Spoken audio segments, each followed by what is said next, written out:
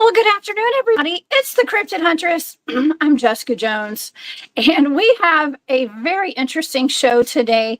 Man, I love doing shows where we're tying in stuff that we've been learning about to past cryptids, modern day events, and future happenings. Okay, and what I'm talking about is the Super Soldier program, cryptids and chimeras. We're going down a rabbit hole today, and this is going to be a fantastic show. I've really been looking forward to this one, and I do have my very good friend Arkheim Ra here in the studio today. You guys will remember Arkheim. He's been on we've done some remote viewing shows together where he's given me some great targets like the robot grandma. I do have some pins made that have been going out to my Patreon members, so if you guys want a robot grandma pin and a Karen Bigfoot pin, you guys join my Patreon, okay? And you get those this month. So we're going to go down the rabbit hole today with the Billiwhack Monster, okay? And this is one that I was not super familiar with. This is not a remote viewing show, so I didn't remote view this thing. But it has a lot of connections with things that Arkheim has even been through with this secret space program, the Montauk program, and Underground Davenport, if you guys will remember that, that I remote viewed for Arkheim. This Billiwhack Monster might have been created in a lab, potentially, as a super soldier underneath the Billiwhack Dairy. Okay, I know it sounds wild. You guys just hold your horses. We're going there today. If you guys would like to follow along with all of my shows, please go to my website and go check that out. It's thecryptidhuntress.com. If you need to catch up on my shows, come to my YouTube channel. Go to my Rumble channel as well. I do have a Rumble, and I also post all my shows on Facebook. Those are live on Facebook right now. What's up, Facebook? And Twitter or X. That's where you can find all my shows. But y'all go, please follow me on Rumble. That's my backup channel, just in case anything were to happen. We still have Rumble over there. So yeah, thank you guys so much for all your support there. And also, I do have a Patreon. That's the Cryptid Huntress over on Patreon. Thank you to all of my Patreon members. You guys are the best. And I hope you enjoy your pins when you get them. And also, oh, I just put some new jewelry in my shop, including my rings. I got some new rings on today. These are in my shop, okay? And everything is on sale. So War Woman Goods on Etsy. It's mostly turquoise jewelry and stuff, vintage, Native American made, and just Southwestern style jewelry. Okay, so if you'd like to support what I'm doing, please go to War Woman Goods on Etsy. And I do have everything on sale today.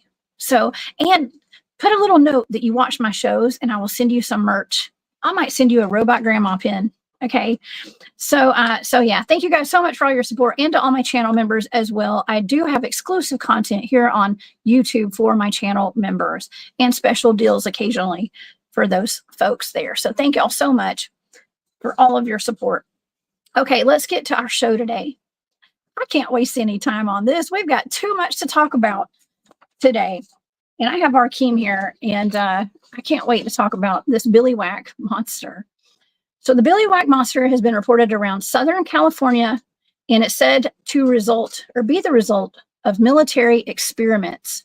Reports began in the 1930s, and in the 1950s, it was reported that a young boy was attacked by a goat man, half goat, half man, bipedal creature that hurt his arm and left slash marks or cuts on his arm. For decades, this creature has stalked people and animals, particularly teenagers and hikers, around, I think they said Wheeler Canyon Road is the name of the road. But this creature would throw large rocks at cars, and it chased the teenagers and those hikers.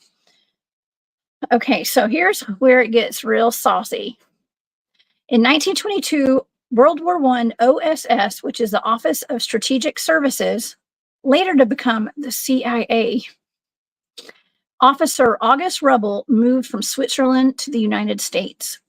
He opened the Billiwhack Dairy in Santa Paula 2 years after he moved to the U.S. The OSS allegedly had Rubin performing experiments beneath the dairy, including trying to make super soldiers. Now, some reports say that he experimented on 4 humans. 3 of them passed away. I guess they're kind of alluding to that 4th one was actually this Billiwhack monster. But the Billiwhack monster is apparently a product of this research and experimentation that escaped, and now it haunts the entire local area. Eventually, this dairy faced financial trouble, and it was closed and sold. Ruble moved back to Switzerland, and he died. I think he was an ambulance driver, and they said that his ambulance hit a landmine, but it was a little suspicious. Okay, and the creature continued to roam that area around Ventura, California. And so today we're going to be discussing this Billiwhack monster with my friend Arkheim Ra. Arkheim is a starseed who was targeted for super soldier espionage mind control programs in the U.S. Public Schools Talented and Gifted program. He served at Montauk under Project Phoenix and in several alters which engaged with time travel and alternate reality programs in what he believes may have been a swap alternate reality. Arkheim's alters have also worked with Notwaffen, Mars Defense Force, Solar Warden, Lunar Command, and more. And you guys can find him on his YouTube channel. That's Disclosure Now with an exclamation point. And I have spent time with Arkheim a lot the past year. Okay, we went to Montauk together at Camp Hero. We're going to be talking about that today because it ties in to what we're talking about. And we just got to hang out at the Full Disclosure Now conference down in Florida. Please help me welcome to the show my buddy Arkheim Ra. Hey, thanks for having me, Arkheim. Jessica. Yeah, this should be an interesting show. Thanks for having me. I really appreciate it. Well, thank you. Thank you for being here. I think that you're the perfect person to talk to about this creature because you have given me some interesting remote viewing targets over the past year. And one of them was actually underground Davenport, Iowa. And I was experiencing some kind of cryptids down there, chimeras, I believe. And I think I'm going to say that I confirmed what you thought or what you remember about there being an underground facility there. This is very similar to that. Yeah, it's very disturbing stuff, what's going on underneath Davenport. And I kind of think, like, for me, like, you remember, like, this might seem off topic, but it's not. You know, remember the Clonade thing? Yes, with Kid Boo. Yeah, I know what you're talking about. Well, like back in the day, like it was like the early 2000s, late 90s, somewhere around there. The head of Clonade who was part of the Raelian movement that actually talks about living forever through cloning, which is a real thing in the breakaways. They were like, hey, we made the first human clone. And it kind of got buried somehow. Like it was like the hugest thing. It was all over the news, and then it just became like not a subject anymore. It must have been like amazing PR that they had or whatever. But what I found funny is I was kind of doing some research on that recently, and I found this thing where like it was this guy who was a scientist, and he's like, look, what we're saying, all I'm saying is like if they did this, if they really pulled this off, pretty much anybody could just start cloning in their garage. Like he's just like, you know, you could just do it anywhere. Like this would mean that it's really easy to do. And that was his like reinforcement of therefore they're probably lying. But no, the reality is, I'm using this to reiterate that like if you have the resources and the money and like a spot to do it, like it's not that out of the question like people think it is to start doing cloning and weird genetic experimentation. Like it's actually possible. And like with this case that you have here, you said it's like what, 104 years old. So this is proving that this isn't even anything new. This is old hat. It's just something that's coming up to the surface again. That's all. That's right. Yeah. And it wasn't until I I met you guys at the Journey to Truth conference last year. And I met you and James Rink and Daryl James. And I remember Daryl coming up to me and saying, hey, I want to talk to you about these human hybrid chimeras that I've experienced down in these underground facilities. And I started learning a lot more because, I mean, I'd been talking about them for a long time. I had never met anyone who admitted, at least, to having contact with these things and seeing them firsthand until I met you guys. Okay. I'd only heard about them. And so, I mean, I just love working with y'all. Okay. Every one of y'all with the secret space program. I've actually gotten more memories of some of the stuff that they do with the chimeras and the clones and everything else. And some of it is extremely disturbing.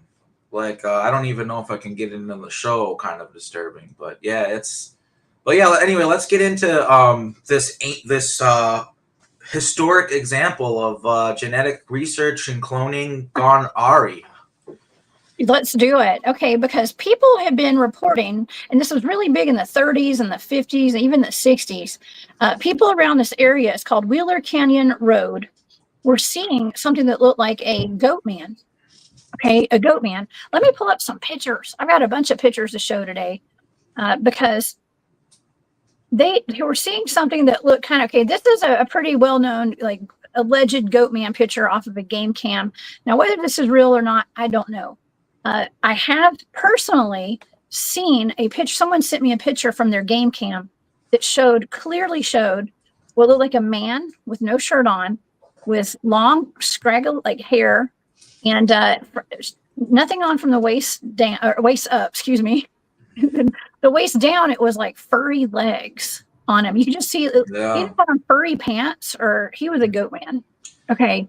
So this is kind of the thing that I've actually been talking about lately, and I'm glad that I can use it as an example that I can talk about on the show and get more people to know about, is the fact that humanity throughout its history actually has lived among a lot of different creatures. Centaurs, they don't have a head. What are they called again? It's not the tip of my tongue. But they don't have a head. What are they called?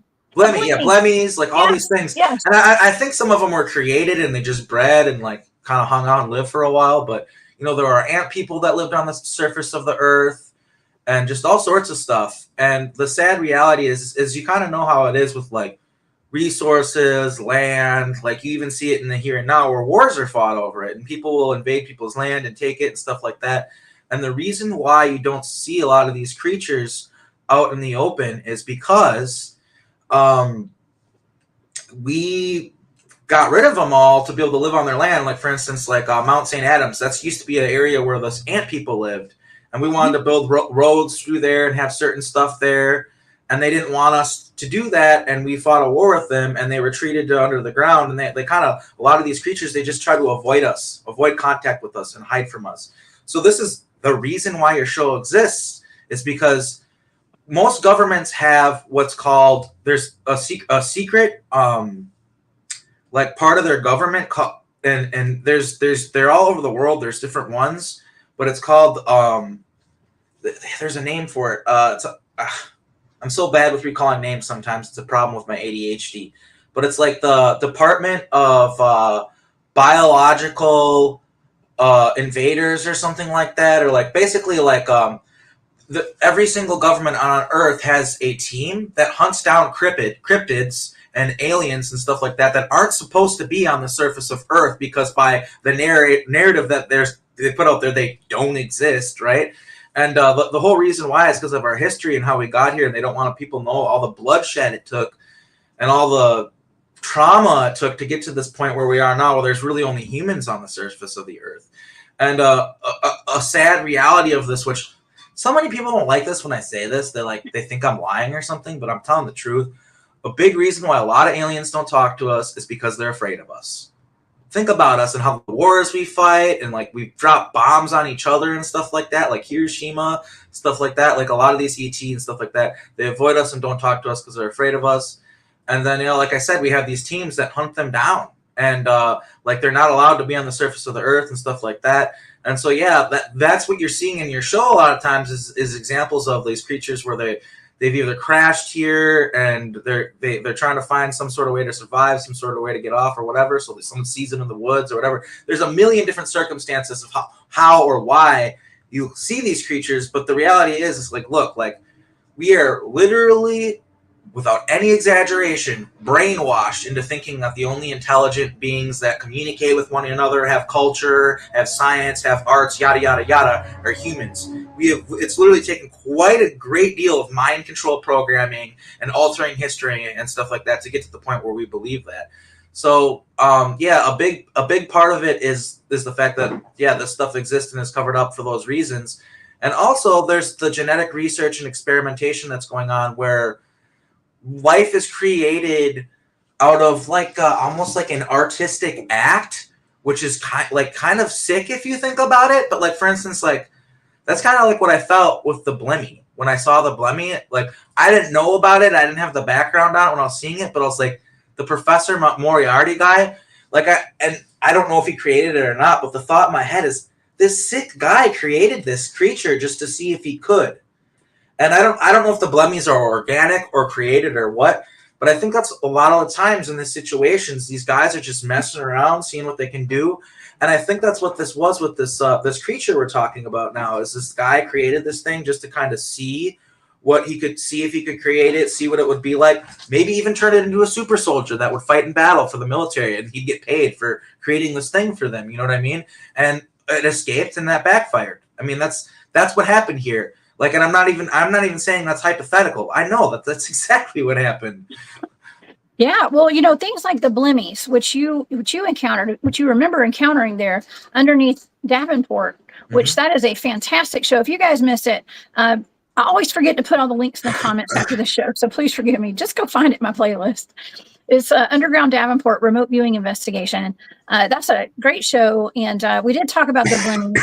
I personally believe, since there is like historical evidence that these things might have existed through art and literature from the medieval times and even before that, we have Blemmies on old world maps and stuff, like along with the dog-headed men, and unicorns. And like think about the stories of like King Arthur fighting the dragons for the king and the queen and all that stuff. That is because what do the England do? They colonized the whole planet. The sun never sets on the English Empire, right? Like they were getting rid of all the mystical creatures and stuff like that ruled over the land. And the whole thing that we did with Montauk and time travel and everything else is we tried to get rid of every creature that's magical and psychic and stuff like that to create a prison planet, to create a slave farm. Because if you have intuition and you have psychic awareness, it's very hard to turn that person, to lie to that person, manipulate that person, turn them into a slave. And that's what they've done with humanity, is they've broken us. And like the PSYOPs division of the military, they use a horse as their symbolism, and Lucifer is another example of that symbolism of the horse. And what that is the symbolism is they break, like a horse is this magnificent creature that can like exist and run around in nature and be free and be on its own. But what we do to a horse as humans is we break the horse and we turn them into a vehicle, and we're sitting in the beer, and this mystical, magical creature that could just be running the countryside is just sitting there waiting for us to get done drinking our beer so it can bring us home and then sit in a barn all day. Like, that's what mind control is, and that's why they use that as the symbol. I'm sorry if I'm going on a little bit of a tangent. I do that sometimes. No, you're doing great, because it's the truth and it's all connected. This is all connected. And let's just say, okay, so the story goes that this creature was made back in the 1920s or so, was created underneath the OSS, which is now known. Actually, they disbanded that after, I think it was World War II, maybe, because they had, what I can recall, they were using this dairy lab, okay, the lab underneath this dairy, to work on radar. I think it was radar for some sort of like the U-2 bomber, I think. Okay, and the U-2 spy planes, when the plane, it was radar technology. And then in 1962, actually, one of these U-2 bombers was shot down, so they shut the program down, and that's when they abandoned that post there. And wow. And then the Hell family bought it, and I believe they still own it to this day. And people go out there. I think it's mostly like ghost hunters and stuff go there because the place is very haunted, they said. And there's the possibility of running into the Billiwhack Monster when you go. And Which, we're by the way, yeah, that's probably like a portal kind of place where like the veil is thin kind of thing, and maybe that's why his farm was there and the military wanted to use that location. That's what it sounds like to me, because Montauk is similar. New Orleans, where Montauk was moved to, that's where it is right now, is similar. The veil's thin there. So they like to choose those types of locations where a lot of paranormal activity and stuff like that happens, because they're able to experiment with pushing the boundaries. It's like kind of like the perfect environment if you think about it. You know, it makes a lot of sense. Yeah, it is. And so it reminded me of Camp Hero, right? And I mean, it's almost like the same thing, because what do we have at Camp Hero? We have Junior. Okay, so Junior was created there. And here on this piece of property, we have the Billiwhack Monster. And it sounds like he's kind of like the I guess he'd be a good guy because what they're doing is bad, but in their story, he'd be like their antagonist, like the one who got out, and now they're trying to find him. Like, it sounds to me like all he did, this creature, was break free, and then he probably needed to eat, so he's like eating people and stuff, it sounds like, maybe, or whatever, which is kind of scary, obviously, but it probably didn't like people after what people did to it, so it probably found them to be the perfect food, right? Like, think about it. Like, they made this thing in a lab, probably didn't treat it very good. So from its perception, it's like, whoa, well, perfect. Well, let's eat these guys. They treated me bad, so you know what I mean? Maybe that was why. I wasn't there. I don't have the details. I'm just guessing, but I feel like it's a pretty good guess of maybe the reason why this thing chose to eat humans as compared to other creatures is maybe kind of an act of vengeance, right? Like maybe he was upset at us for what we did to it. Yeah, well, I haven't had any reports of it like really eating people, but we don't know. There's a lot of missing people. We like why would it be chasing people though? That's I guess my brain went there, like it's because it was chasing people, right? And it was like, it's not like a boogeyman monster doing it for fun. Like, I'm imagining that maybe it wanted to eat them or something, and I could be totally wrong. Maybe there's a totally other. Maybe it was actually like, "Hey, help me!" And everyone's like, "Ah!" just running away. Maybe it actually was like, "Hey, they made me in a lab, and it didn't speak English, so it didn't know how to say it, and all it wanted was help." Maybe that's what it was. Is all this thing wanted was help, and these teenagers are like, "It's chasing me," and it's like, no, it kind of, but it doesn't want to eat you. It doesn't want to hurt you. Maybe that's my fault for thinking that way. Maybe that's what's wrong with us humans, is we have the fight or flight response all the time, when maybe this thing, it just looked different and you shouldn't have been scared of it, and maybe it didn't want to hurt anyone. So that's another possibility that people got to be aware of. And I'm kind of glad that, you kind of brought up, like, that's a guess, because it is a guess. We really don't know. Yeah, well, we don't know, but okay, so some of the local newspaper reports, because this made the newspapers, and I have some of those here, and they're pretty interesting if you read them, actually. And also, and Dennis says intelligence agencies of the world are utilizing these aspects of the supernatural. Yes, Dennis would know that best for sure, and we'll get into that in just a second too. So this is one of the articles. I don't know exactly what year this was put up there, but I wanted to read some of the excerpt here. So they're talking about the Billiwhack Dairy, right? It says the dairy represents the shattered dream of August Ruble, Harvard-educated heir to a banking fortune, who had come to fulfill his vow to build the dairy, the best dairy in the world. He started the dairy in 1925 with a prize-winning herd of Holstein cattle purchased from Oxnard Ranch. Pride of the herd was a bull, Prince Aggie, which cost Ruble $110,000. Now, my gosh, back in the 1920s or so, like that's like $1 million. I mean, that's a lot of money. Yeah. So Ruble was plagued with bad luck. He reportedly lost vast amounts of money in land speculation, and the day after an insurance policy on Prince Aggie expired, the animal died from eating a quantity of baling wire. What the heck? So it sounds kind of odd. Ruble sold the dairy several years later. It's now owned by the Houston Fearless Corp of Beverly Hills. In World War II, Ruble was a volunteer ambulance driver with the American Field Service in North Africa. One day in 1943, Ruble, then 44, drove his ambulance over a landmine where he died. Okay, so that gives you the rundown of who he was. Sounds like he was a bit cursed. Yeah, sounds like he was kind of cursed. It sounds like it. Or maybe, okay, if he was working for the OSS, which was an intelligence agency pre-CIA, okay, what if all this was kind of just like a front? Okay, what if it was a front? I'm just saying, I'm only speculating here. But this place, okay, it says oh, hold on, I'm sorry, I lost it there. So I can't see what that says underneath the things on my screen here. But dairy draws curious teeners. Teeners, that's a funny word. So Yeah, teenagers. we don't say Teeners. that. We don't say that anymore. Yeah. So that article is actually talking about the teenagers that would go there and get scared. Kind of for fun. I think they would go just to see if they could taunt this monster. And same thing that I did when I was in high school. We went chasing for Pigman when I was in high school, and we did get chased by something. I don't know what it was though. And then we also have another article here. It says there's a beast at Billiwhack, but only the kids can see him. Now, isn't that weird?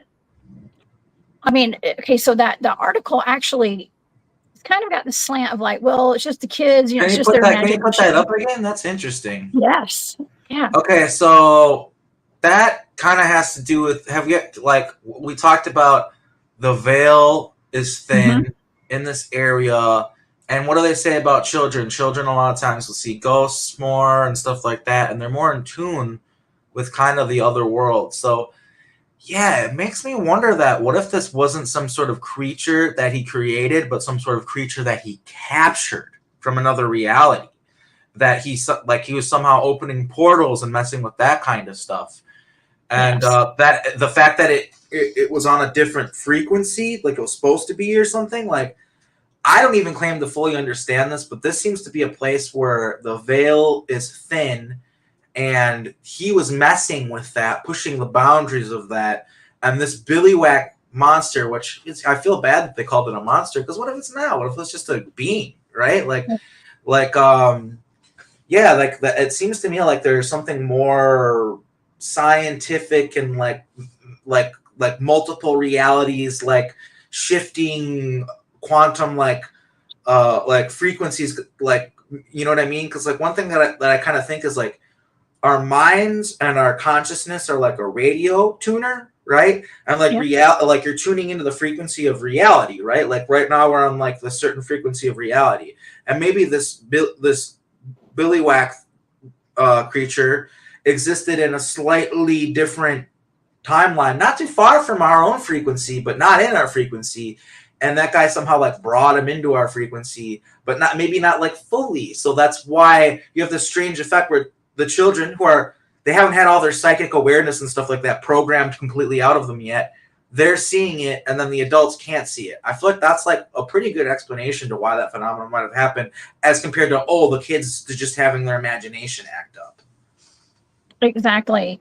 I agree with that. Yeah. And, from my studies that I've done and my remote viewing targets, I mentioned Corpsewood Manor a bit, and that's a place that I've researched.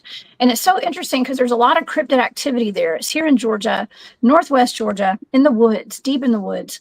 And the two men and their dogs were unalived there. They were Satanists and did rituals up there. And they were actually friends with Anton LaVey, the head of the Church of Satan. And it said that Anton LaVey showed them exactly where to build their house. Okay, so that kind of tells you, and it's right there by a big battlefield where there's a lot of bloodshed. There are certain places that harness the energy, whether it be good or bad. Good or bad is all relative, right?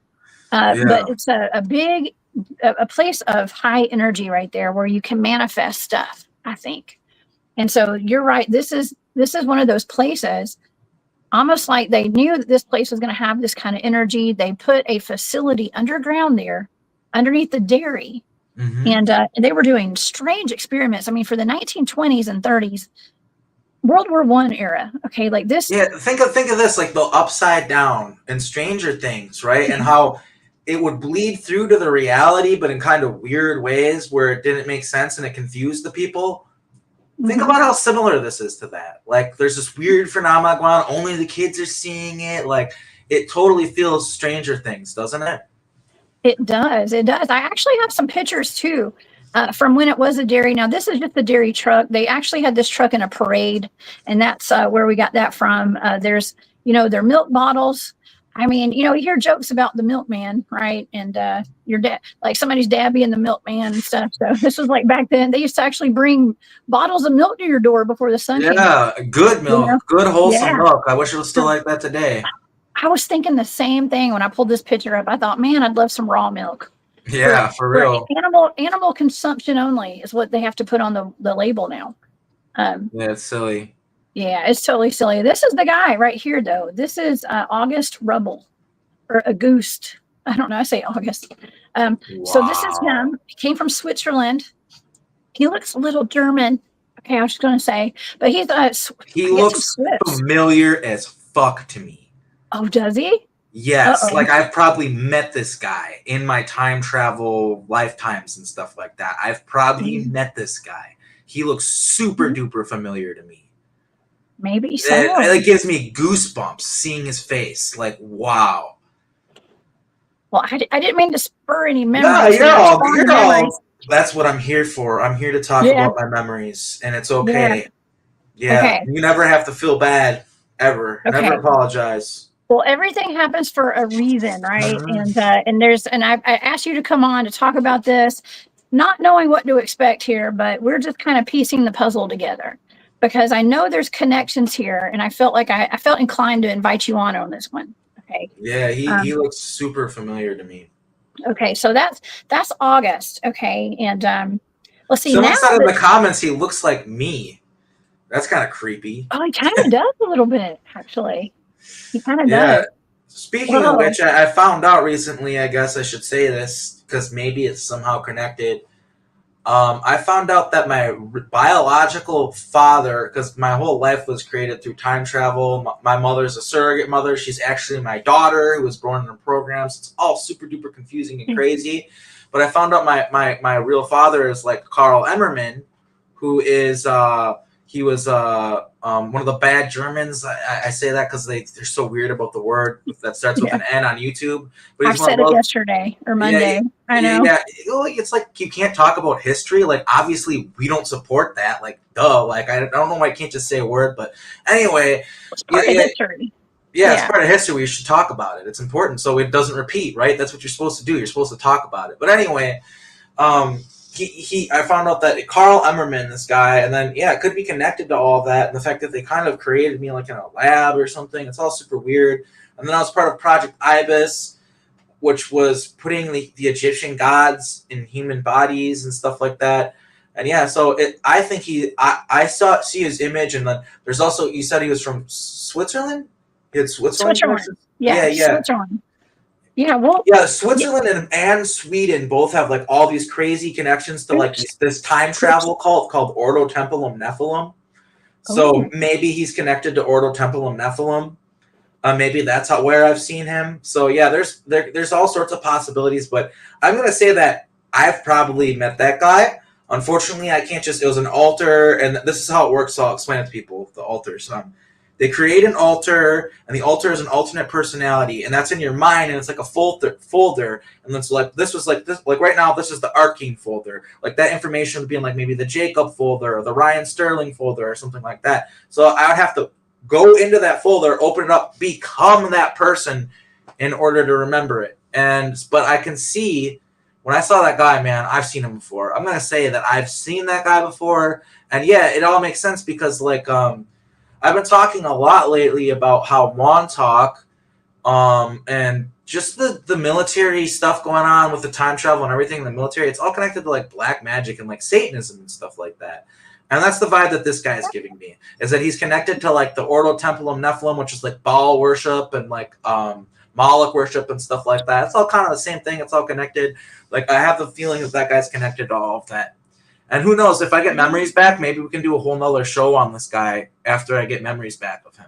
Oh, okay. Let's plan on it for sure. Okay. Mm-hmm. Okay. So we've established that this creature has been seen all throughout the decades up until like definitely the 1960s, right?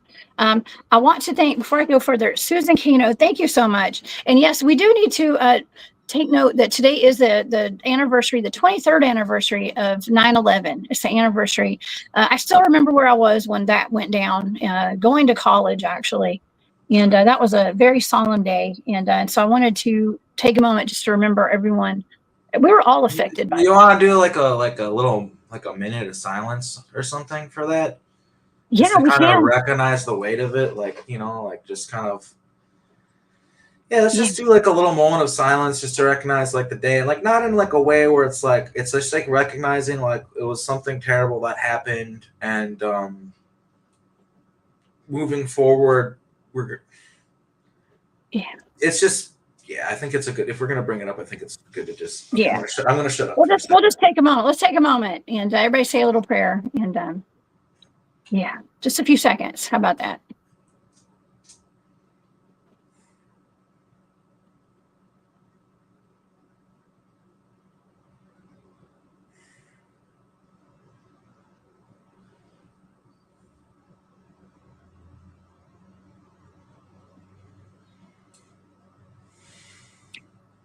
Yeah. Well, everybody, prayers are going out to everyone, including ourselves, that were all affected that day, but to the first responders, to the victims' families, to all the people who passed away, everybody. Yeah, Okay. it was Sending definitely, love. yeah, it Yeah, changed the world. It changed the world forever. And I it guess did. the positive thing I can say from this is I think that there was a lot of obviously nefarious stuff going on as to why it happened, and I wish it didn't happen, but it did wake up a lot of people and make them question the world and stuff that's going on. And hopefully, I kind of think it was an occult ritual on the part of the cabal, and I think it backfired because I think it made people be like, "Wow, there really is this." You know what I mean? And Yes, so I guess like, yeah, like it's a somber moment to recognize what happened, but also moving forward, we're gonna build a better world, guys, and we're gonna do our best to make it so events like that never have to occur anymore on Earth. that's right. It woke me up. That's for sure. That's probably partly why I'm here right now. As a matter of fact, talking to everybody today, Mm-hmm. because things became very obvious at that point that things weren't right in this Mm-hmm. world. So, Susan, thank you Exactly. for that memorial. Thank you for the super sticker. That is very sweet of you. That's a wonderful way to for us to all remember the victims and everybody affected today by taking that moment there. And So thank you. also just want to recognize to see Bhakta in the chat. I saw Matthew Morning in the chat, and some other people I know. Thanks for being here, guys. Yeah, thank y'all so much. We have a wonderful chat today. We always have the best chats. Yeah, On your internet. audience is awesome. They're such awesome people. Thank you. I know. I can brag. I can totally brag here. Okay. I wanted to show the audience what the dairy actually looks like today, because they call it the scary dairy. And for good reason. Whoa. Yeah. That's what it looks like today. It is abandoned, and they have ghost hunters that will go there. It looks very much like Camp Hero, actually. Yeah, it kind of reminds me of that. Yeah, like it's abandoned Mhm. and just still there for some reason. Right. These are just some of the pictures I found online. I mean, they have underground bunkers and stuff too, So just like Camp Hero, very similar to that. Wow, that's interesting. I'm really glad that you brought this to my attention. Yeah. Thank you. Oh yeah. Oh, you're welcome. Anytime. Anytime. Yeah. Okay. So now it's they call it a decrepit ruin of what once was, spit it out, Jess. A very advanced and modern dairy farm, and it contains underground rooms and tunnels. Okay, so this is a big old. I mean, it's just like Camp Hero, I think, but it just hasn't been used in a long time. And by the way, this building was once used as a hotel, a dairy, and then the Department of Defense took it over in the 1950s. Interesting, right? Yeah, and that's kind of weird too, is because like I've talked about in my testimony how they use hotels. I've been kidnapped from hotels for 20 and backs and stuff like that. So that's kind of interesting that it used to be a hotel. Maybe there's actually a connection there. Like it seems something like totally ambiguous, like doesn't matter, not related, but it could be. It was also right before the Department of Defense bought it. It was used as a church, a Christian church as well. It's like every bell is ringing. Like, wow. Because, like, churches, it's unfortunate, but because, like, you know, there is the positive side of Christianity and Jesus and all that's good. But unfortunately, like, there's the nefarious groups, and a lot of the times they'll use churches for their SRA, like their satanic ritual abuse. And a lot of the times, satanic priests will run Christian churches, and they'll, like, the whole point is to pervert the message of God. So, like, there could be that aspect of it as well. Like I said, a lot of bells are going off here. Oh yeah. Okay, well, let me read a little bit about this. Okay, so the dairy was started up by August Ruble, who he moved to Ventura County in 1922, and he opened up this dairy farm in 1924. And it says that he was a native of Zurich, Switzerland. He served in the American Field Service in France from 1917 to 1919. Let me pull his picture up again. The legend connects him to the Office of Strategic Services, or the OSS. The OSS was the precursor to the Central Intelligence Agency. The OSS had Ruben. Can you please take down his picture? Yes, absolutely. Yes, for sure. Let me take this comment down. Oh, sorry, didn't mean to do that. My computer. Okay. Okay. It says that they had Ruben performing experiments beneath the dairy, including trying to make a super soldier. The Billiwhack Monster apparently is a product of this research and experimentation, and it escaped, just like Junior from Camp Hero. Okay. The OSS is attached. Okay, now, and I know you already know this, but I'm just going to read this for the audience. It's attached to all sorts of illegal and amoral experiments, ranging from brainwashing techniques, use of various drugs on unsuspecting victims, studies of diseases for use in warfare, and other inhumane practices. Okay, so I just want to say that I am 100% positive that I know that man. He's connected. He's connected to the Montauk Project. That site is connected to the Montauk Project. And the memory that I got back of him in that moment where I was like, Jesus, take down his image, was he's looking at me.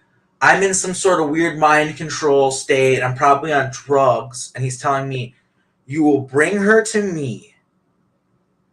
Do you know where she's located? I'm like, yes. And he's like, where is she?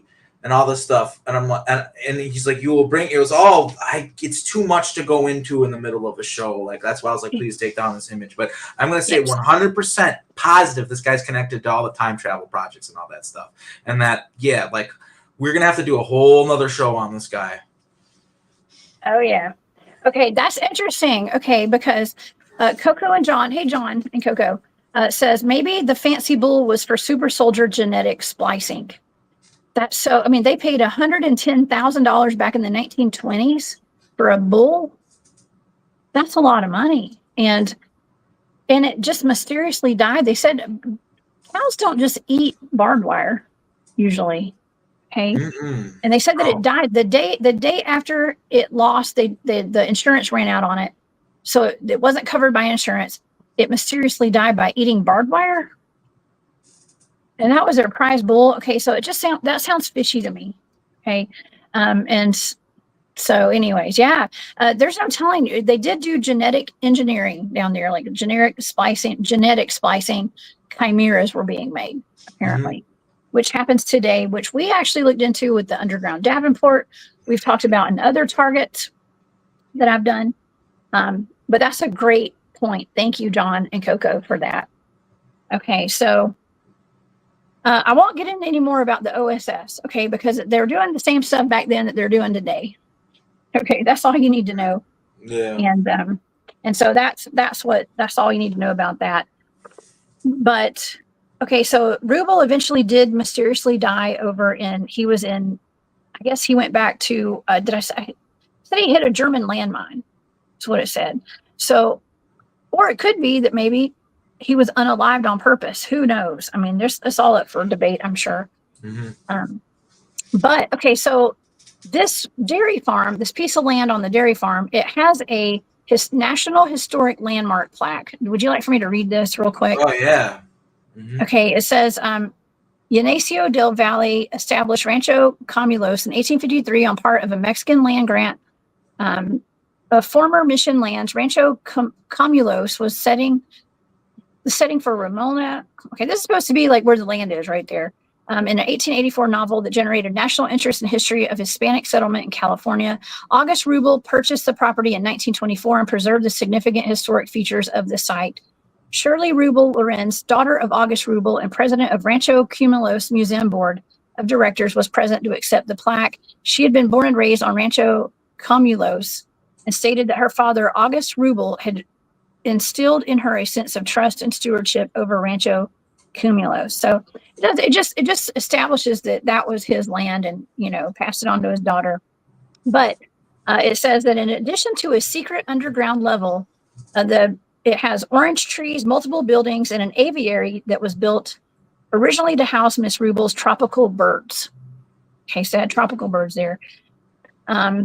Let's see. Of course, okay, so some cryptozoologists, they said that people who've looked into it believe that this goat man could be a Sasquatch, actually. But people who have seen it swear that it looks more like a goat man. Okay, a half goat, half man. All right, but the way they describe it, it looks like a goat. I mean, and we hear about goat men all over the United States, and somewhere that has a lot of goat men is Texas. Texas has a lot of goat man sightings. I mean, are these goat men, could they all potentially be experiments? What do you think, Arkheim?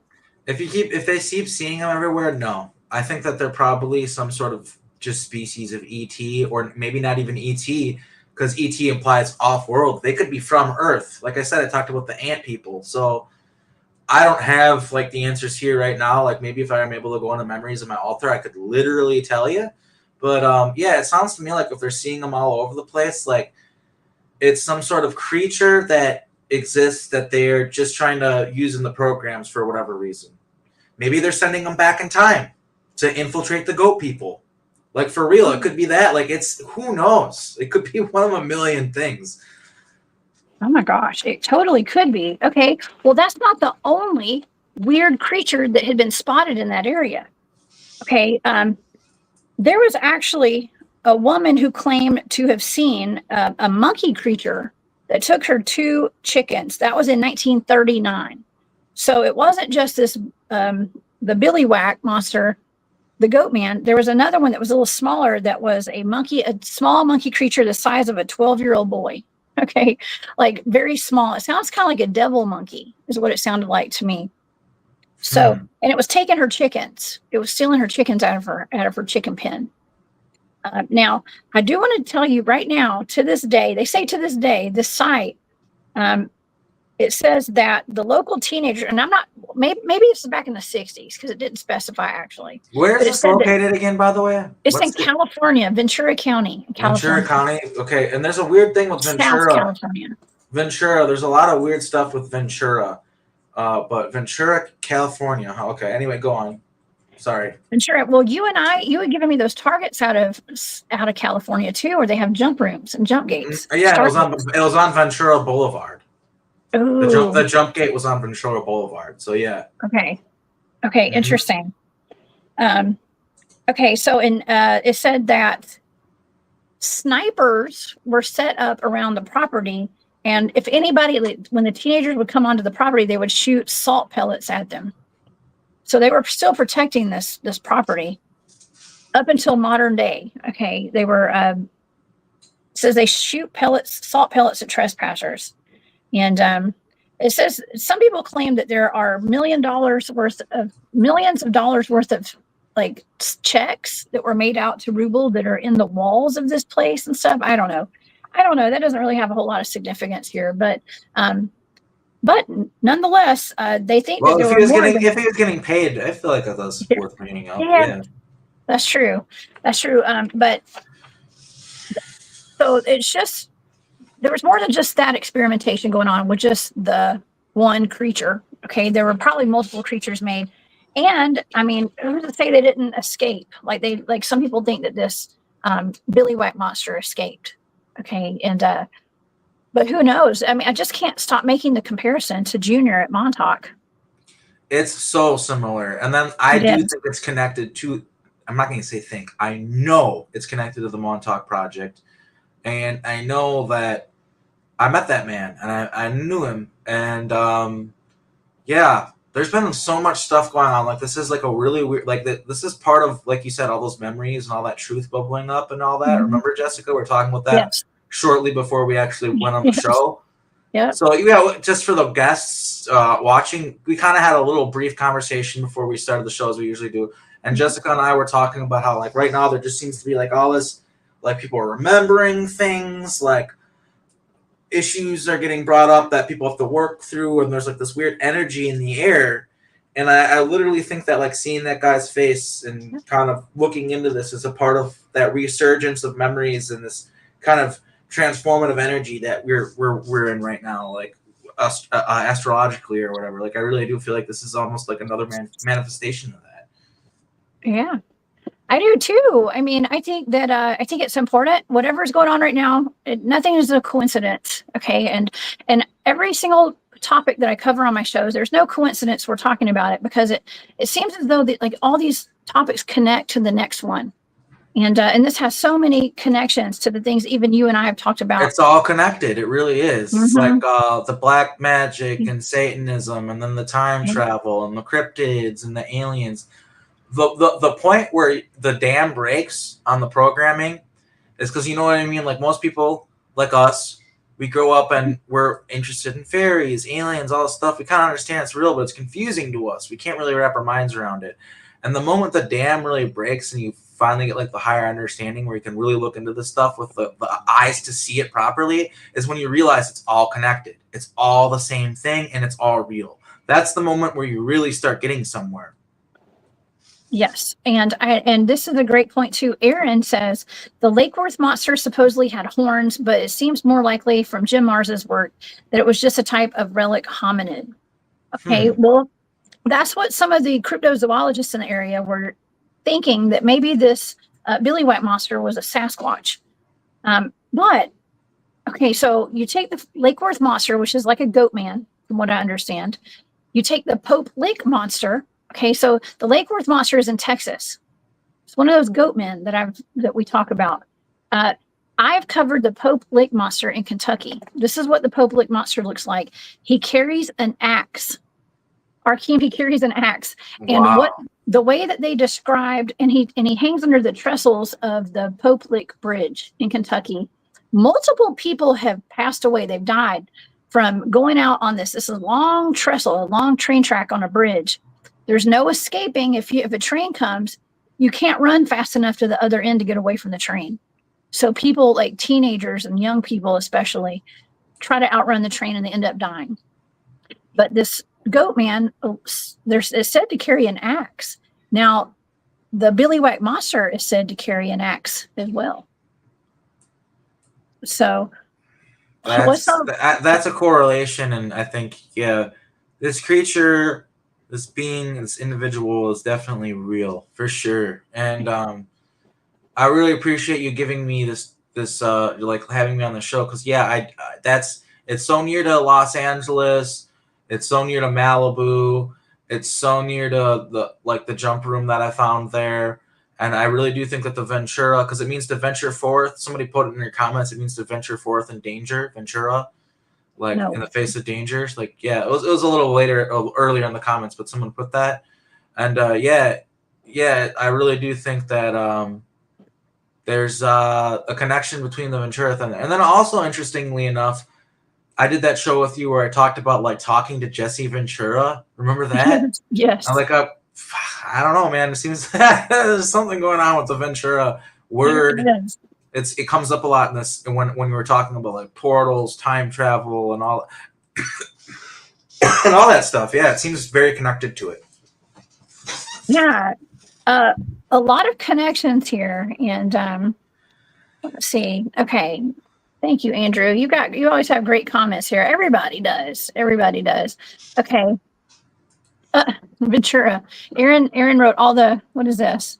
Oh, venture. Okay, venture. Thank you, Aaron. To proceed, especially in the face of danger. Albie, that is wild. Because what are all these programs doing? That's so, like, they're doing, like, cutting edge technology stuff, I guess, and, like, genetic engineering and genetic splicing. I mean, as demented as it is in some forms, It's also very cutting edge for the 1920s. Oh, it was. But yeah, but one of the things that people need to understand, I always hate saying that because it sounds like I'm talking down to people, but it's true. It's most people don't understand it. This has been going on since ancient Egypt. It's time travel, so it's all connected. You know, like there's stuff going on in the future. Like it's just so multifaceted and stuff like that. So it's like nothing really new. It's just a new group of people realizing stuff that's been going on forever. It's just a new group of people discovering it, basically, is what it seems like to me, is my assessment of it. Just a new group kind of coming into power and realizing, oh, portals, oh, this, that, and the other thing. And then the ensuing mess of all of that is what we're seeing now, because it does kind of create a mess when all these crazy people start creating genetic monsters and going through portals and altering time and all that stuff. Like, it does kind of screw things up for the rest of us, unfortunately. Yeah, it is weird. I know, it's like once we start talking about this, we start to kind of start figuring things out, and then we're like, boom, but wait, there's time travel, and like somebody could have done this from the future and the past, and it's just like, aha, okay. There's just so much to this. And yeah, I wanted to show this one picture too, because this is allegedly out of Maine. I think this was Maine, but this is an interesting creature right here. Now I don't know if this is real. Okay, I think it's real. That looks very real to me. But you're right, it's blurry. That's the problem, right? But it looks pretty real to me. Well, thank goodness somebody put a red circle around it, or we would have never seen that. I'm kidding.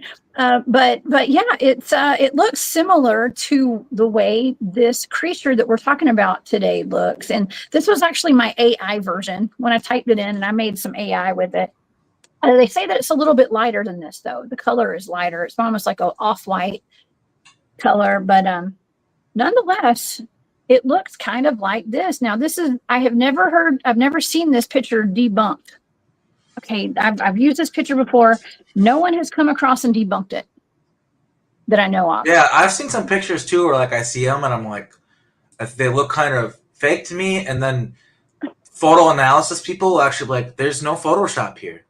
Like, so it's kind of wild. Like, that's one of the things that sort of sucks about trying to research this stuff, is it's really, really hard to tell what's fake and what's not. And unfortunately, every once in a while, you're probably going to share something fake thinking it's real. And that's why when you share something that's probably real, you always got to say, it could be fake. I don't know. Because that's just the world we live in, unfortunately. Yes. Oh, my God. Totally. Oh, Kayana, that's Greg.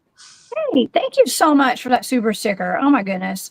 That is very sweet of you. I appreciate that. I was with Greg at the East Tennessee Squatch Out this weekend.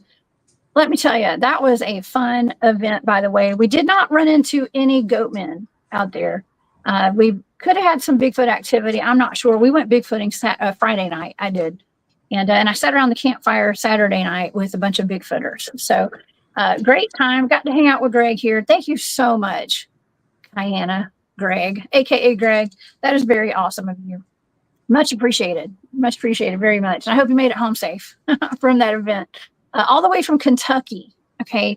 And Kentucky is where that Billiwhack Monster is. And we just have the craziest list of cryptids right now, all over the country. Okay, all over the country. Goatman comes up a lot, but I've had conversations, Arkheim, with my friend Nick Sylvester, who's with the big time truther movement guy.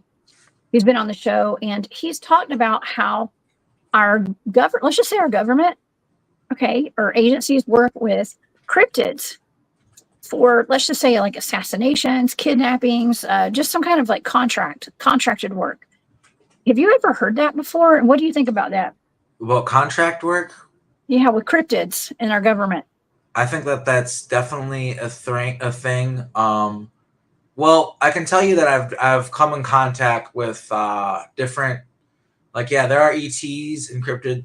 People call them cryptids, you know, because some cryptids are just ET or just creatures, I guess. It's just a word that we kind of gave them because we don't know what they are, right? That's kind of what cryptid means.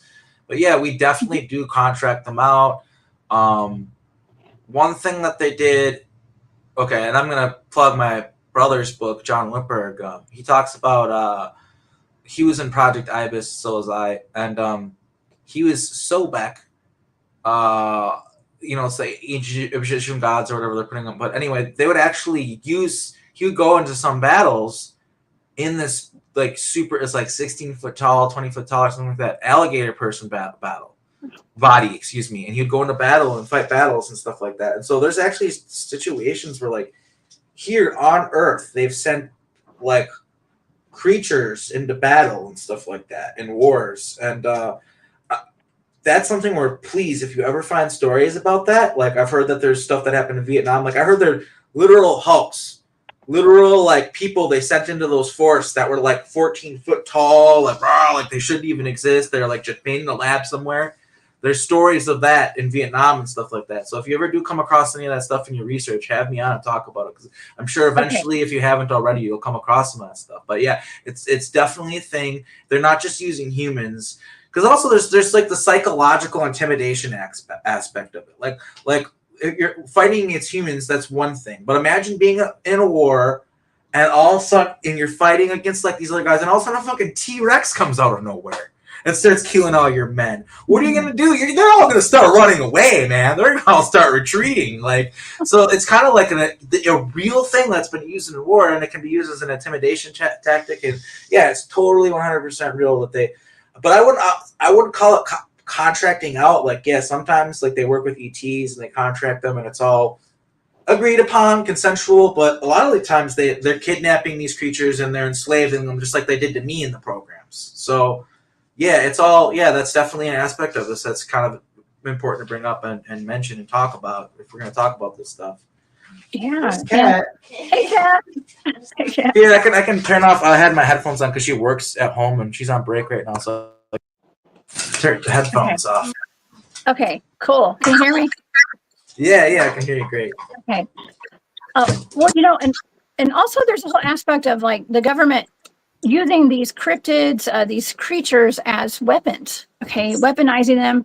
And so you have to wonder, I mean, nobody's been, that we know of, nobody has been unalive, let's just say, by the Billiwhack Monster, okay? But then again, we don't know. We don't really know. There might be missing people. I don't know if there's a missing persons cluster there or not. I didn't even look to see if there was a missing persons cluster. A part 2 episode, and maybe we'll present some research and stuff like that. I think we should definitely look more into this for sure, because if there's underground tunnels, there's a facility, then there's probably some connection to some of these deep underground military bases. And this is just a map of some potential deep underground military bases. There's probably more. It looks like there's one right there, like where it is. Like that's. Oh yeah, it looks like a couple. Ventura area. Yep. Okay.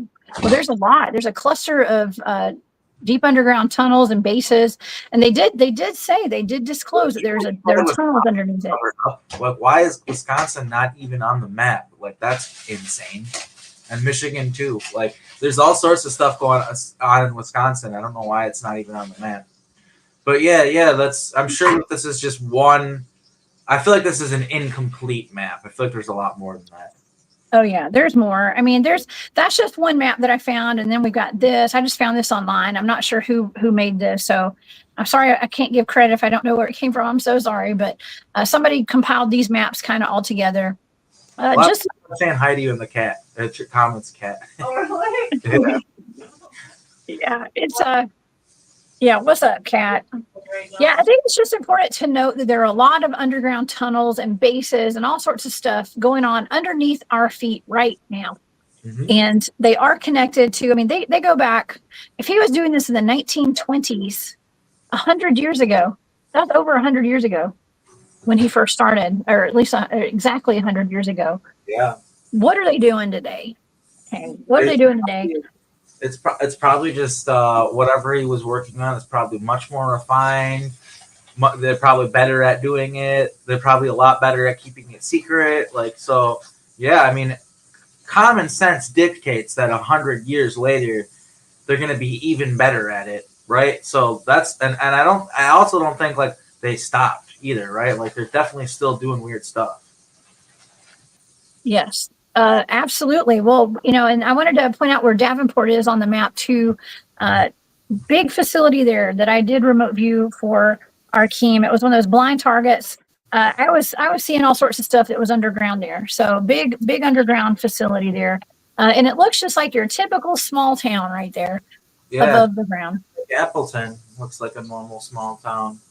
Yeah, I think a lot of these operations are going on in these small towns. I mean, my goodness, this was a dairy where they had a farm and cows. Yeah. So I feel like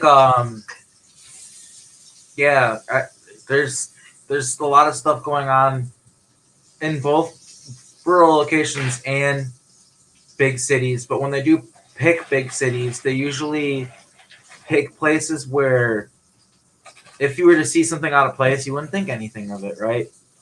Like New Orleans, New York City, and like I don't know, here in Portland might be a good example, stuff like that. Like if you see like a person dressed weird or dressed like a time traveler, you're just like, oh, that's just an odd person, or they're on their way to a convention or something. You know what I mean? So stuff does happen in cities, but also, yeah, I feel like these small towns are oftentimes harboring all this wild stuff, and people don't really look into it. Like I remember even growing up in Appleton, like we realized something weird was going on. Like me and my friends, like I remember my friends telling me about there's underneath this bridge or this trail that people would walk on, and there was like a door there and like a gate, and like it usually was like this metal gate, but the metal gate was open one day, and they said there was armed guards standing there. So like, yeah, there's weird stuff going on in small towns, in these isolated locations, and I feel like it's better for them to do the real crazy stuff in isolated locations. Because let's be fair, if a goat person were to show up in New York City or New Orleans or even here in Portland, you can't really cover that one up. You know what I mean? Like I feel like that's probably what the Chimera project. So you probably usually try to pick smaller towns so that it's easier to control if anyone sees something and you're able to control the response or like bury it, because they can actually program people and make them forget a whole event. Like if some crazy event happened in a town, like for instance, in Appleton, Wisconsin, at one point, reptilians literally showed up to Mead Pool and started kidnapping kids. That happened. Nobody can tell me that didn't happen. Nobody remembers it, but it fucking happened. They're able to like edit events, like take everybody and make them like forget it. I don't know how, but I feel like it's obviously easier to do to a small town than a giant city because people talk. You know what I mean? So like, yeah, I feel like a lot of the times the small towns are better for this stuff, and that's probably in Ventura being out in the middle of nowhere. I'm sure, yeah, it made a good location where if anything did escape, they could probably neutralize it or whatever before people saw it, hopefully. But obviously some people did see some things, otherwise we wouldn't be here having a show right now. I know. Well, I mentioned on my show on Monday, by the way, I have a brand new live Monday show every Monday at 1 p.m. Eastern, 10 Pacific over here, which I just called it the Cryptid Huntress Live. Okay. But we had John Ventaventure on, who's written a bunch of books. We talked about CERN on Monday. And I was we were talking about people's minds getting wiped and stuff. And I was watching it. I just happened to see a little video before we did the show that day where there was a hypnotist walking around the streets, going up to healthy young people and making them forget their names. They could not remember their name with a swipe of his hand over their forehead. They literally couldn't remember their name. And it was just like that. He didn't know these people. He walked up to them on the street and he hypnotized them that quick to forget their own name. What's his name? I don't know. But I've got the clip somewhere. I'll find it. It was on Instagram or Facebook. It's not hypnotism. That's him using his psychic abilities in public. Yeah. And it was weird. That's what that is. Just like, but a lot of people that do that, like, who's the guy? Is it David Blaine or something like that? I don't know. Brian, my co-host for Disclosure Now, he talks about meeting that guy in person. David Copperfield. Brian met him in person. And he shook his hand, and he said that his eyes turned black. They turned black. So, like, yeah, I think some of these people are, like, have abilities and are, like, supernatural, literally supernatural people under the cover of, oh, it's all a trick, it's all an illusion. But it's not a trick. It's really actually like black magic. Yeah. Well, I mean, it sounds kind of demonic, actually, with the eyes turning black. It is. And Brian also, I think he said he just obviously was very disconcerting. Like he said, it really creeped him out, really freaked him out. And I think it changed his life and opened up his eyes to like there's weird stuff going on. You know what I mean? Like it probably opened his eyes a lot. I know it opened my eyes to, you know, make me realize, oh, there's something weird going on here. Yeah, there is. Andrew is asking, what do you guys think is the purpose or use for those tunnels in a nutshell? Well, I mean, it's for transportation, right? And moving from one place to another, but transporting supplies, things like that, without people seeing it on the surface, and then also human trafficking. They're moving humans back and forth without the people on the surface seeing it and asking questions. Yeah, secrecy. Company now. Well, that's creepy. Yeah, Elon. Okay, Aaron says Elon has a tunnel company now. Well, go figure. I bet. So, yeah, and Trey says that people hear drilling under their homes. That actually connects to one of my investigations that I did in North Tennessee at the, I'm only going to say it once, the Skinwalker Cave. Okay. What I went to last year, the family who lived in that cabin was having a lot of activity on their property. Dogmen, Bigfoot, S-walkers, whatever was going on there, UFOs, orbs. We went to go investigate, but one of the things that they told us was that their bed would shake at night. Like there was something under, and they lived on the side of a mountain and the cave was in their backyard. So there was obviously cave systems and underground facilities there. In my opinion, I did remote view it actually. So there was some kind of facility underneath their house, but they could hear it's almost like a train was going through there at night. In Wisconsin, there's a bridge that is never open.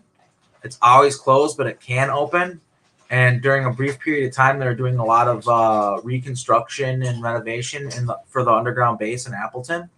When the bridge was open, you could see that there was actually an entrance underneath the bridge, and you could hear construction vehicles like backing up, like beep, beep, beep, and like drilling and like all sorts of crazy stuff. Man. There's just a whole lot going. It's a whole other world down there. It is. It's the underworld. Like it's hell. Like it's it's become like this mythological thing. But it's literally like, they talk about the underworld. Like that's what it is. The underworld is literally the underworld. It's real. It is. It is. Well, we have a whole lot more to look into with this, Arkheim, and I wanted to thank you so much for being here today. Thanks for having me. And of course, I love it. Anytime. I feel like we're solving some mysteries of not only like the world in general, but like in our own lives, talking about this stuff. Yeah, and don't ever feel bad about I know I saw that guy and like it kind of triggered me and I had to take it down the street and you might feel bad, but don't you're helping me rediscover part of my past. Like that's good. Like that's a good thing. So thank you. I'm glad. Maybe we'll have to do a part 2 of this, but I'm always willing to look into memories and go into those dark places because that's my job. So don't ever feel bad about having me on the show and going into some dark territory because that's what I do. Okay, well that's what we're here for sure, I guess. And you've really helped me and you've helped my audience today. And to kind of wrap our heads around the Billiwhack Monster, I do believe this thing did exist. It does exist. Oh, definitely. Mm-hmm. And it probably was from an experiment on that facility. It's called the Monster because it sounds like the people who were experimenting on it and creating it or whatever are really the monsters. And it sounds to me like this creature might just be lashing out of fear and trauma.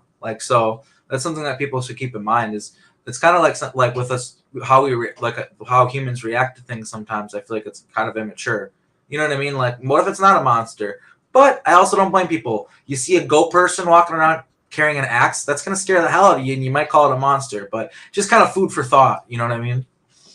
Oh yeah, it can be very scary. I mean, if I saw this thing, I would. I'm a cryptid field researcher. I would totally chase it down and talk to it. Okay, as long as it wasn't wielding an axe at me. Yeah. The part is the scary part because you run into any normal person and they got an axe.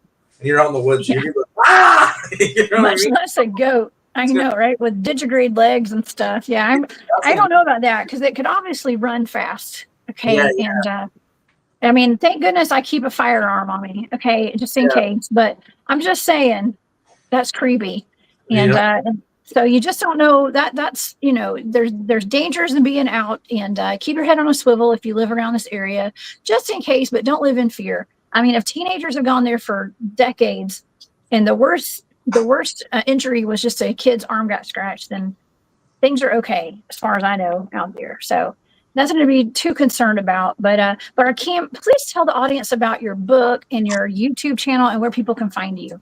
Okay. Yeah. Obviously, my name is Arkheim Ra. I have a YouTube channel. It's just okay. The book. Let's do the book first. Oh, we'll do the book first. It's Time and Space Unlimited: The Implications of Portal Technology Explained.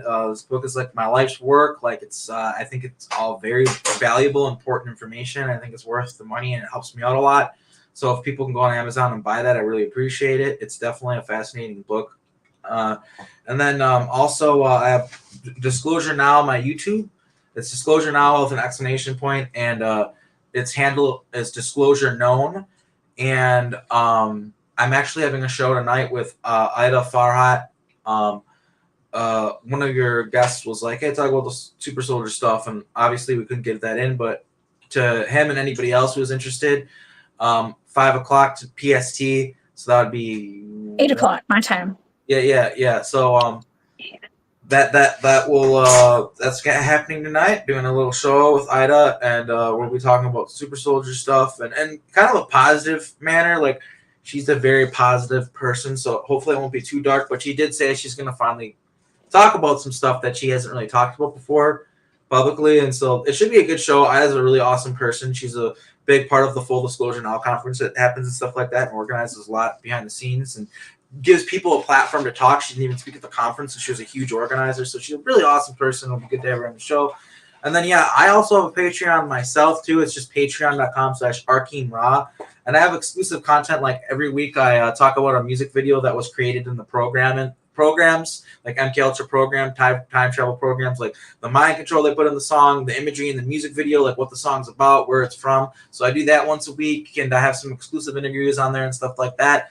And yeah, that's basically it. Oh, I also have one more channel called New Earth Light Brigade, which is with my friend Audrey Walters, which is much smaller, but we are interviewing Laura Eisenhower, the great-granddaughter of the president, this Sunday on that channel, and I highly recommend people checking that out. So sorry, that's a lot of stuff. I'm all over the place on the internet, but yeah, thank you so much for having me on the show. And yeah, definitely check out the show tonight if you can, people, and thank you so much for being here. You guys are awesome for supporting Jessica and her work, and you guys are an awesome audience. Thank you, Arkheim. I hope I wrote that right. I typed it in right. I was trying to do it quick. Yep. Quickly. Okay. Yeah, you guys go and subscribe over to New Earth Light Brigade on YouTube and to Arkheim's channel, Disclosure Now. That's with an exclamation point. Okay. And it's actually Disclosure Known with a KNOWN when you type it in. Okay. And I see people in the chat. I think for whatever reason, my chat froze for a while. So maybe, I don't know if people could post just then or not, but my chat was frozen. If you guys were wondering why you couldn't post anything a while ago, there's some wonky stuff going on with old StreamYard today. Okay, so it may just be the nature of what we're talking about, Arkheim, that happens when we're talking about important stuff. So Arkheim, thank you so much for being here. Gosh, this is a really good show today. This is really good. It always is. It always is. Thanks so much. It's always a blast. It is. And I want to thank all of my chat for being here today. All my moderators. You guys are the best. I thank Susan, Kano. Oop, there goes my alarm. Susan, Kano, and Diana, a.k.a. Greg. Thank you so much for the super stickers today. It means the world to me. I appreciate that. So you guys, thank you so much, Arkheim, and tell Kat hello and send my love. And we will see. Hey, Kat. And we'll have you back soon. I know you've got some remote viewing targets that you'd like for me to look into. So whenever you feel like it, send some coordinates over, and we'll get to work. Yeah, you'll be seeing more of me on the channel for sure. Hopefully in the future, guys. Okay. All right, take care. Well, heck yeah. All right, Arkheim, you guys have a wonderful day. Please come back and see me tomorrow. I will be here doing a remote viewing show at 8 p.m. Eastern. Bye, Arkheim. And I actually have remote viewed. I was given that target. It's like, I think it's a stone giant or something, allegedly out in Colorado. So we'll probably cover that one. It's actually kind of recent. It just happened about 2 weeks ago, I think. But I've got this. We may do that tomorrow. It looks like a giant crawling out of on the side of a mountain. Okay, so stay tuned. That might be the target for tomorrow night. I hope you guys enjoyed the show today. I hope you learned something. And I really do want to thank Arkheim one more time for being here today. And you guys look out for the Billiwhack Monster. What a weird name. The Billiwhack Dairy. We just don't know what all's going on underground and in these underground facilities, but it has definitely been going on since at least the 1920s. All right. Well, you guys have a wonderful day. Stay safe out there. Be sure to purchase Arkheim's book. One more time, it's Space and Time Unlimited. Great book. I have my own copy that he has signed, and I love it. There's a lot of really good information in there. All right. Well, you guys have a wonderful day, and my shop is on sale. War Woman Goods. If you guys want to go and check out the goods, everything's on sale, and I do have some rings on. Those are in my shop. Those are brand new. Go check out the goods, y'all. All right. Have a wonderful, wonderful day. Let me get these down. And I will see you guys tomorrow night. And then I'll be back also on Saturday. All right. Have a great day. Bye.